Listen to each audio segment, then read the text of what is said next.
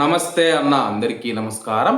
Kuwait పైన Iran దేశం యొక్క దాడులు కొనసాగుతూ ఉన్నాయి. ప్రస్తుతం అమెరికా స్థావరాలను లక్ష్యం చేసుకుని ఇప్పటి వరకు దాడులు చేసిన ఇరాన్ మనం చూసుకుంటే మొదటిసారి కువైట్ సోషల్ సెక్యూరిటీ కార్యాలయం పైన దాడి చేసింది. భవనం పాక్షికంగా దెబ్బతిందని చెప్పేసి అధికారులు తెలిపారు. వివరాల్లోకి వెళితే కువైట్ నగరంలోని public institution for social security ప్రధాన కార్యాలయం పైన ఆదివారం దాడి జరిగింది.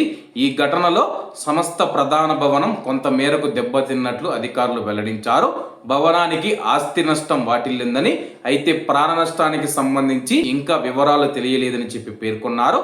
ఈ దాడి నేపథ్యంలో మార్చి 8 ఆదివారం నాడు ప్రధాన కార్యాలయంలో సందర్శకుల రాకను నిలిపివేస్తూ ఉన్నట్లు సంస్థ ప్రకటించింది. భద్రతా కారణాల దృష్ట్యా మరియు మరమ్మతుల దృష్ట్యా ఈ నిర్ణయం తీసుకున్నట్లు తెలుస్తూ ఉంది.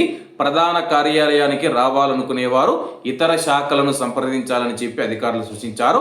అన్ని రకాల లావాదేవీలు మరియు సేవలు యథావిధిగా ఆన్లైన్ ద్వారా అందుబాటులో ఉంటాయని స్పష్టం చేశారు. వినియోగదారులకు కలిగిన అంతరాయానికి సంస్థ క్షమాపణలు కోరింది.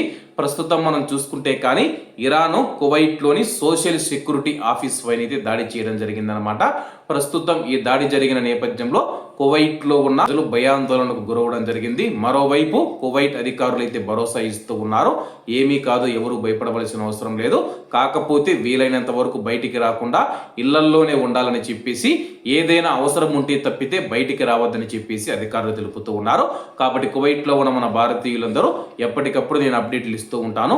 దాన్ని బట్టి మీరైతే అధికారులు ఇస్తూ ఉన్న కీలక సూచనలు కావచ్చు, మార్గదర్శకాలు కావచ్చు, ఇండియన్ ఎంబసీ ఇస్తూ ఉన్న కొత్త మార్గదర్శకాలు కావచ్చు, వాటిని అన్నిటినీ మీరైతే పాటించాల్సి ఉంటుంది.